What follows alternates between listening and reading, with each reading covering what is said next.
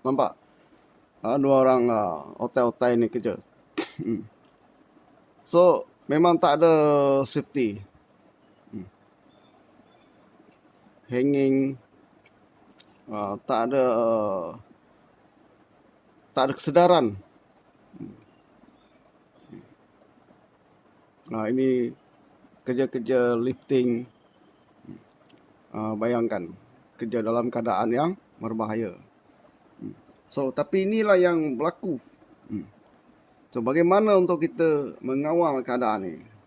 Dan siapa yang harus bertanggungjawab? Orang buat jambatan. Jalan pergi sana, bot pun tak ada, handrail pun tak ada, platform pun tak ada, kosong. Ini adalah pada zaman dulu. So, pada zaman itu, yang bekerja ni, siapa yang tidak takut untuk bekerja dalam keadaan ini, tak boleh masuk site, tak boleh ikut. So, kena halau keluar lah. Orang kata kalau takut, keluar balik. Kalau takut, balik rumah, tak payah datang. So, ini kalau you berani macam orang ni tadi, berani macam brother ni, orang akan sanjung, betul tak? Oh, hebat brother ni, hebat betul. Orang tak berani, dia berani buat. Orang akan sanjung, orang akan memang bos-bos suka lah kalau you berani macam gini, betul tak? Sebab sama-sama tak tahu.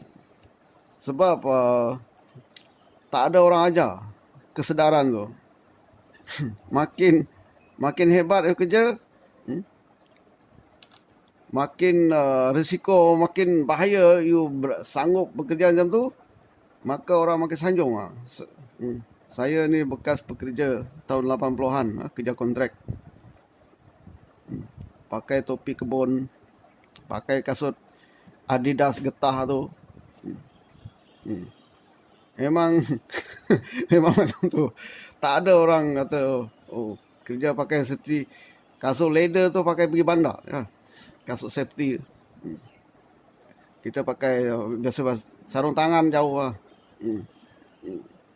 Bahkan pakai kaki ayam pun ada kerja. Saya masih ingat. Tak ada safety. Sebab semua sama. Tak ada yang tegur lain. Itu tahun 80-an. Undang-undang OSHA ni, CIDB ni, baru ya, tahun 1995, 94.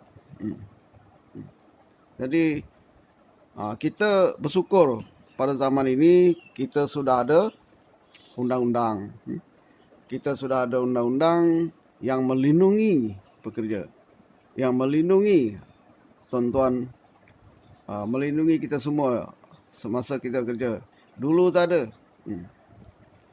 So, kalau kita mengikut undang-undang ni, maknanya kita sudah mengikut arus perdana di dalam bidang pembinaan, betul tak? Tetapi ada lagi yang tak nak ikut. Sebenarnya saya adalah safety officer. Jaga tapak binaan. Bukan main susah ni. Nak pujuk orang datang meeting, toolbox. Sebenarnya itu untuk kebaikan dia. Seminggu satu kali je. Waktu tawar lagi, bos, safety. Seminggu 2 kali ya. Cukup. Dia bilang, okey lah, seminggu 2 kali ya. Buat permulaan. Dekat Nusa Jaya. Area Nusa Jaya, Dato' On dekat JB tu. Tahun 2009, 2010 saya jadi safety officer. Boleh tawar lagi. Meeting bos, ada projek on ni, tak boleh ya. Tangguh lagi meeting safety. Dan masa meeting tu isu sama je. Pakai kasut, pakai topi, pakai safety harness. Sebab ini adalah PPE, alat pelindungan diri. yang melindung kita. Hari-hari cakap pasal itu. Lepas habis kerja, you pergi ke tempat diorang mandi. Topi keselamatan jadi gayung untuk timba air masa mandi. Mana tak sakit hati. Safety harness sangkut dekat sana sini. Company bagi sangkut sana, tak pakai. Oh berat lah bos, inilah. Topi ni panas lah bos. Nak ajar orang tentang safety tu bukan senang. Projek secara besar-besaran bermula di Johor Bahru ni 2010 sampai sekarang lah. Dan saya masa tu safety officer dekat Nusa Jaya, Dato' On, area Madini, Puteri Harbour, sambil mengajar CIDB lah. Bukan main nak pujuk orang pasal meeting semua tu memang susah. Memang satu yang mustahil. Kalau 100% datang tu memang satu mustahil. Kau denda pun denda. Bahkan ada yang kata hujung bulan memang lagi susah nak meeting. Berapa nak datang meeting, dia cakap gaji pun belum masuk. Kita nak cakap apa? So inilah sebab tetapi undang-undang tetap undang-undang. Tapi bila kemalangan berlaku, nama-nama yang tak, kalaulah orang yang terlibat dalam kemalangan tu nama dia tak ada dalam senarai toolbox meeting, dalam senarai tu kita safety masalah. Ini orang tak ada kena, tak ikut safety, kenapa dibiarkan kerja? Kita masalah pula, kena jawab. Nampak? So memang satu yang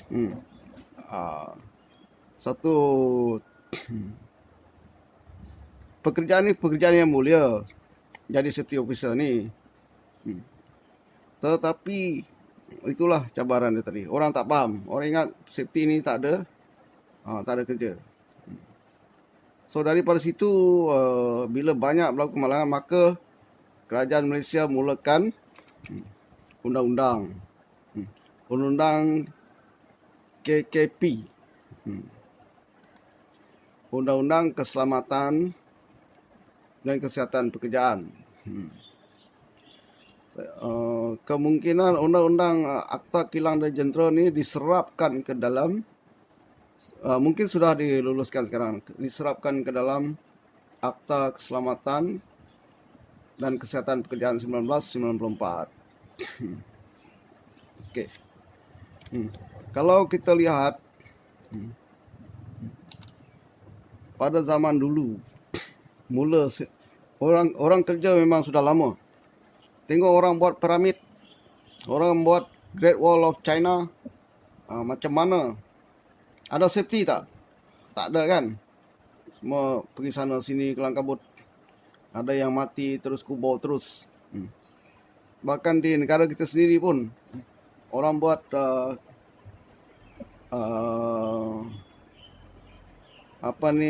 jalan kereta api, KTM pada zaman Jepun. Ada safety tak? Tak ada kan? Daripada Singapura sampai Siam, tak ada, mati. Sebab kesedaran tu tak ada. So bagaimana untuk kita mewujudkan kesedaran ni? Maka kita perlu ada undang-undang. Bila ada undang-undang tu, barulah kita boleh ada power untuk cakap. Barulah kita ada power untuk bercakap, untuk ikut berdasarkan kepada undang-undang. Jadi kalau tak ada undang-undang, macam mana kita nak saman orang berdasarkan apa? Orang yang salah. Tak ada, tak boleh. So inilah yang asas dia. Kita pada masa itu belum ada undang-undang. Belum ada undang-undang berkenaan dengan keselamatan. So perlu wujudkan undang-undang. Apakah skop undang-undang keselamatan ini? skop Undang-Undang Keselamatan dan Kesihatan Pekerjaan ini adalah merangkumi semua orang yang bekerja. Anggota Angkatan Tentera Laut dan Udara saja tak termasuk. Kecuali. Dan pekerja di atas kapal dagang. Ini tak termasuk. Tentera Laut, Tentera Udara tak termasuk. Pekerja di atas kapal dagang tak termasuk. Sebab dia ada undang-undang dia sendiri. So, mengapa ni tak masuk? Mengapa tentera ni tak boleh masuk dalam undang-undang safety? Memang kerja bahaya, betul tak tentera? Kalau dulu yang Maha Mulia kata, oh, kita perang lawan musuh dah datang. Tapi kalau ada akta ni, oh tak naklah senjata nanti saya kena tembak. Bahaya. Tak boleh. Kita tak boleh tolak. Kalau tentera, you nak lari pun tak boleh kalau dah masuk. Polis pun sama. You kena, you tengah operasi, you bagi tahu you punya incas. Tuan, minta maaf, saya tak boleh ikut operasi. Bahaya. Kalau menurut akta, kalau bahaya tak boleh pergi kerja. Perompak itu bersenjata. Tak boleh. Itulah sebab ada tugas itu. Tugas dia tu memang bahaya. Tak boleh. So, anggota tentera ini dikecualikan. So, apakah prinsip dan panduan falsafah di dalam pembinaan ini?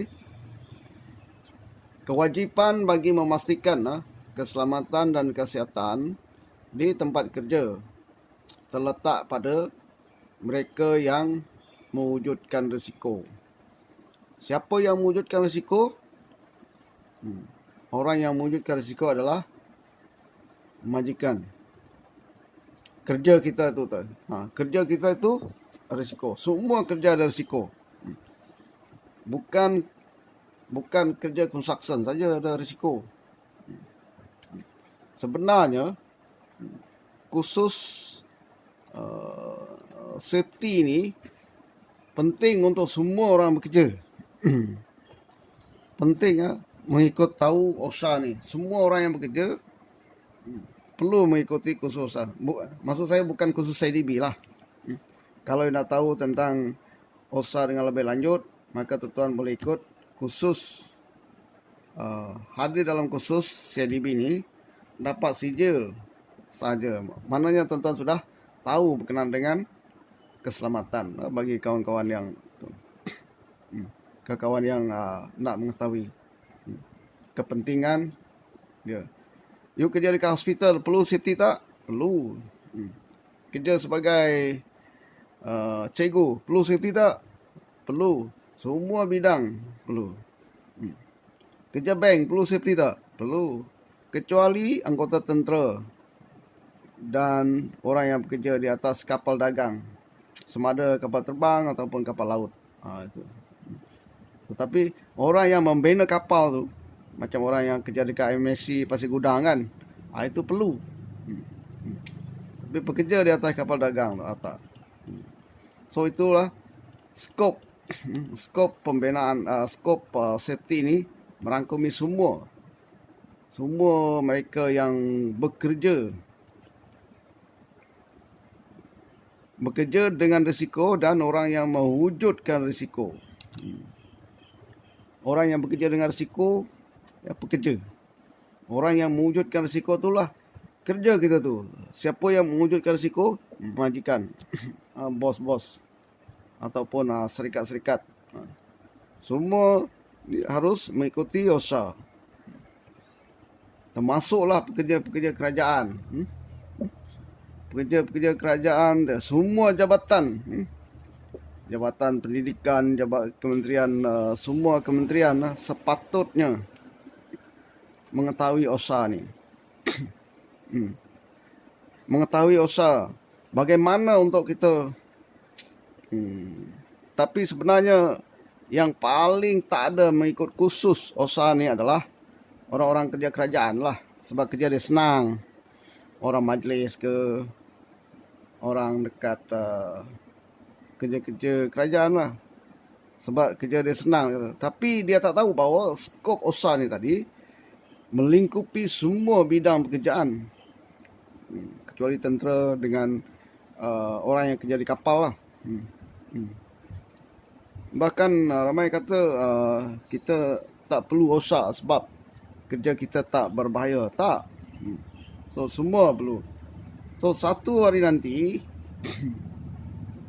bila JKKP, Jabatan Keselamatan dan Kesihatan Pekerjaan, mewajibkan OSA di semua jabatan, masa itu baru kelang kabut. Baru tahu. Tetapi dari sekarang mereka tak tahu. Sekolah macam kawan-kawan dari Rentokil. Mereka ni buat kerja fogging. Perlu tu ikut OSA ni. Training, safety macam mana, safety chemical macam mana. Tu kerja-kerja yang boleh menjejaskan keselamatan, kesihatan kita masa bekerja. Prosedur kerja pada waktu malam macam mana. Kalau fogging orang dia atas permukaan air, dia ada satu kursus khas, contoh dia. Walk above water. Dia ada satu kursus. Maknanya, sebelum kita memulakan satu pekerjaan tu tadi, kita kena mengenali risiko dia dulu. Mengenal risiko dia. Mengenal risiko, apakah risiko di tempat kerja tu. Bila kita dah kenal risiko tu, kita fikir, ada tak cara untuk kita mengatasi risiko tu? Ada tak cara untuk kita mengawal supaya pekerjaan ini tidak membahayakan kepada kesihatan kita? So ini adalah salah satu tanggungjawab. Tanggungjawab siapa? Orang yang bekerja dengan risiko dan orang yang mewujudkan risiko tu. Tapi kalau tak ada orang yang mewujudkan risiko, tak ada pula kerja kita, betul tak? Dan skop keselamatan di negara kita ni, saya rasa sampai tak 50% yang sudah ikut. Bidang kedai runcit, pernah pergi kursus tak? Tak ada. Kedai runcit, pasar raya. Yang orang tekan sekarang ni pembinaan. Bahagian kedai runcit, bahagian semua bekerja lah. Pasar raya, di sekolah-sekolah. Belum lagi tu. Ini baru bidang construction saja. Kita pun dah orang kata dah lemau kita nak melaksana. Siapa nak kawal? Kita tak boleh serahkan kepada kerajaan saja untuk laksanakan. Orang yang bekerja tu tadi. Orang yang bekerja harus ambil tahu. Dan mereka yang bekerja dengan risiko tu harus ambil tahu tentang apa? Tentang wujudnya undang-undang ni sudah ada.